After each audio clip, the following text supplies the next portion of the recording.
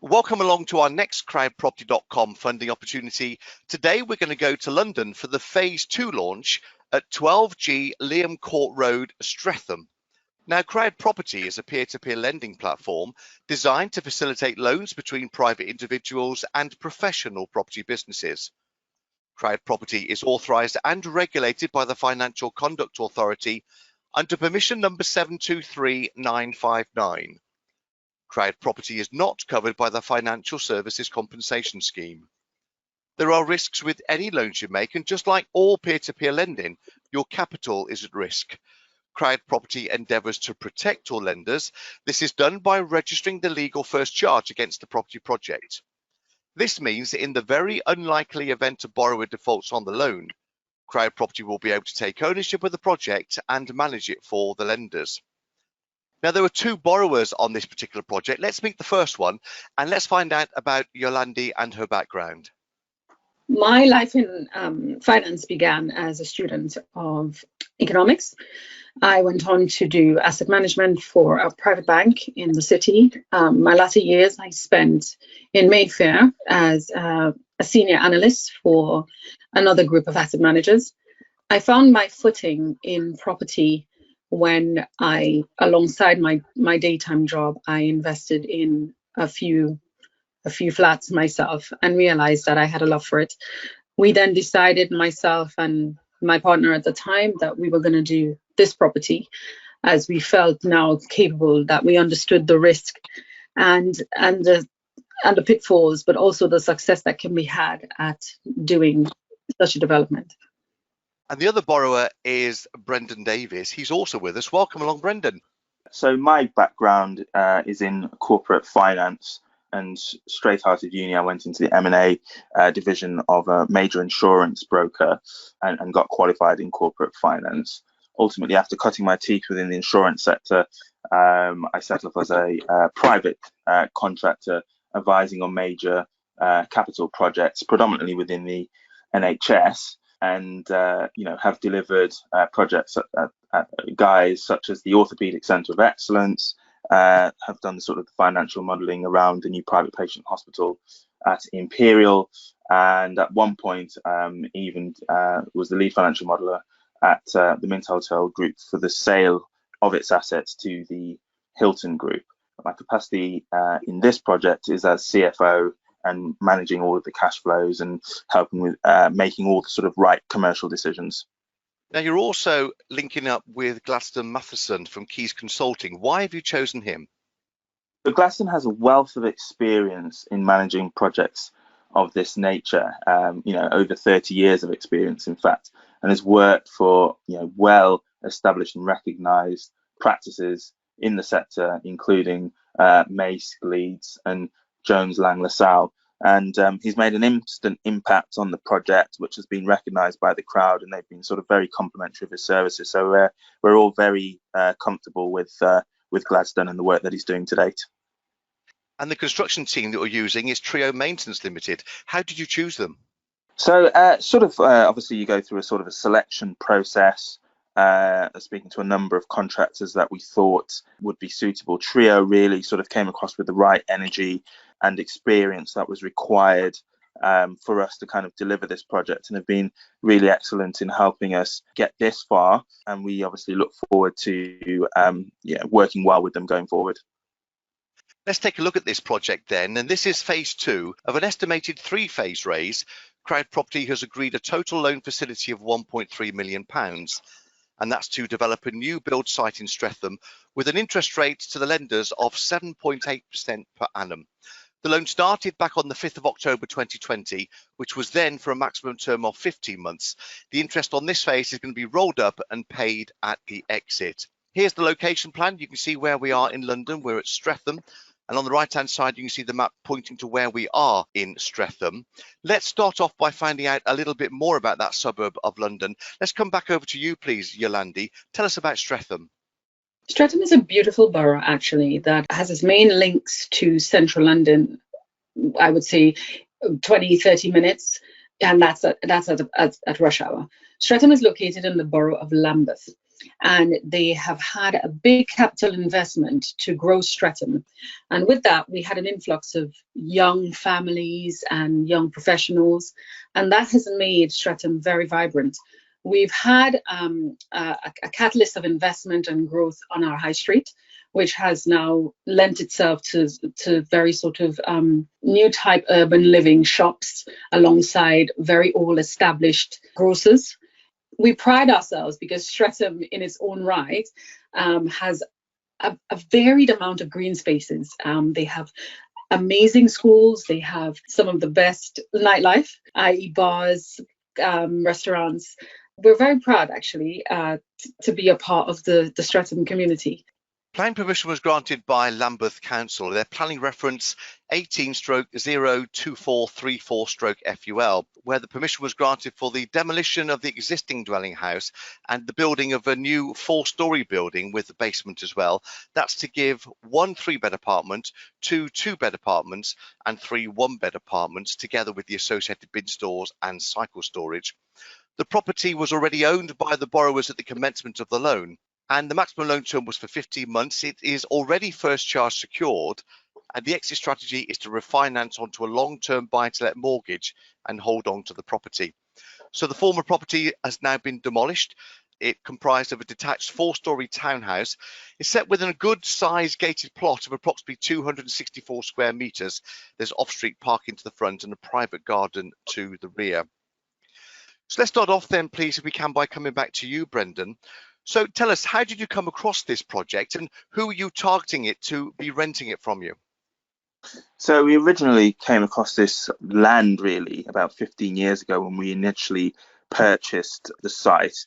And the view at that point in time was for it to act purely as an income generating unit. And as Yolandi had led a very successful nursery daycare sort of setting, which used to house over 30 kids every day, and that was extremely successful. However, at some point or other, we thought it was sort of time to move on from that initial project and sort of try to diversify a little bit and try something different. And one of the key ways that we thought we could do that was applying for planning permission. We eventually got planning permission for 6 units, and really the target market is, we've got a sort of a 2-pronged approach really. So the fallback position is the traditional to rent it out to the sort of traditional renting market, for which we think there's it will be a very strong proposition, given that it's in London and close to all the transport links and the things that we've already mentioned. But given that we have such a link, if you like, into the local councils in the area because of the work Yolandi was previously doing, we have approached a number of councils to set up what is called assisted living. So that will be for mothers and children who may have, in the mother's instances, behavioural or cognitive disorders and need that extra support with those children. And the councils are very keen on providing that type of service where there is a gap in the community for that type of service. So we hope to service that, which will obviously lend itself well upon the exit strategy, because the yields would be far greater than they would be to a traditional lender. I've got some photos of the previous building. This is being demolished to build this new unit. Let's move on though to the floor plans. I'd like to come back to you, please, Yolandi. Describe to us what's going to be inside of this building. We're starting here with the basement. In the basement, we've got 2 flats. One that benefits from access to the garden, and one that benefits from access to the frontage of the building. Both flats have great lighting, and it lends itself for actually very good views from the basement, even though one would think that it wouldn't. On the ground floor, we find that that unit is more accessible to families with young children and more than likely someone with a disability. It lends itself lightly, it's nice and airy, it has a balcony to the back. It also gives you great access to the frontage of the building and easy access, things like the cycle storage. On the first floor, we have a 2-bed flat. That 2-bed flat actually sits roughly in line with the road. It actually has really nice views. You have access to the back garden, but you will have to lead yourself through the building. But there is access for all of the flats. On the second floor, we have another 2-bed flat, which lends itself to sort of a duplex. And it itself, it has quite a lot of space for a 2-bed flat in London. And once again, you have these panoramic views that you can get with how the flat has been designed. On the third floor, we have our, what we call technically our penthouse. Now that flat is very light and airy. It is very spacious. Because we're in a conservation area, you feel like you're with the birds in the trees. It's actually quite a beautiful flat. Let's move on to have a look at the proposed elevations. And let's come back to you, please, Brendan, on this. Tell us how you're building it and how it's going to look. So we've actually contracted Go Modular, who specialise in timber frame buildings and have a wealth of experience in producing these type of structures, and have built a number of hotels, in fact, for sort of well-branded hotels. So very excited to be working with Go Modular. It's all going to be done off-site in a factory, which is great because you really cut out any lag in time sort of associated with poor weather, and also, you know, having to use multiple teams to come on site to facilitate the build. It's all one team that know each other very well, and as I say, it's in a factory format, so therefore really good in terms of quick and speedy finish. So it will be lorried in offsite and literally placed in the ground, and we expect the finish to be of a high quality standard because that's the type of products that we've ordered. Work has already started on site. The independent monitoring surveyor has been out to have a look. Talk us through what they found, Brendan. We've obviously sort of quite a way into the programme now, and so what they would have seen when they came out was that the house has been demolished. We did have a slight delay in terms of getting access to the neighbour's land for the scaffolding, and that cost us 2 weeks, but that is well within our contingencies for getting the programme finished on time, and all of those matters have been resolved. The S106 has been signed off, and those conditions that needed to be discharged have all been discharged. We've had to value engineer some of the costs, and we've worked closely with Cheer on that just to get some of these prices down and give us a bit more headroom within the build cost. So that's been useful, and he was pleased around that. From a contracting perspective, we've obviously now got all the warranties in place for all of the subcontractors. The contract was obviously awarded to Trio in a JCT format, and clearly, as we've mentioned before, the employer's agent was appointed. So overall, I think we are on track to deliver this on time. And we've got the timeline here. Everything is being followed as you want it to be, Brendan? Yeah, that's correct. I've got some photos as well to share here. This is where the contractor has demolished the property systematically because of how close it is to neighbouring properties. These were the photos taken on the 19th of January, with the demolition expected to be completed by the 22nd of January. So things have moved on since taking these photos, but we can clearly see how you're doing it there in between those particular properties. Trio, your contractors, I've got some case studies here to share to everyone of other projects that they've worked on. This particular one in Grove Road, Sutton, they started in October 2019. They finished it in the February of the following year, and the gross development value of that was £1.5 million. The second case study to share is one they did at St Andrew's Court in London. It was a 3-storey building, brick and block traditional build in this case, which took between March 2018 and May 2019 to finish. The GDV there is 4.2 million. And the third case study, this is one in Garrett Lane. It's a development of 8 new apartments. It was a 15-month build program. They finished it in 2019, and all of those apartments have been sold. So here's then an overview of the project financials and this proposed loan. The phase 1 raise was for £600,000 as part of that facility of £1.3 million. This raise is for £500,000. RICS verified the market value at the start of the works to be £1 million. They also verified the gross development value to be £2.565 million.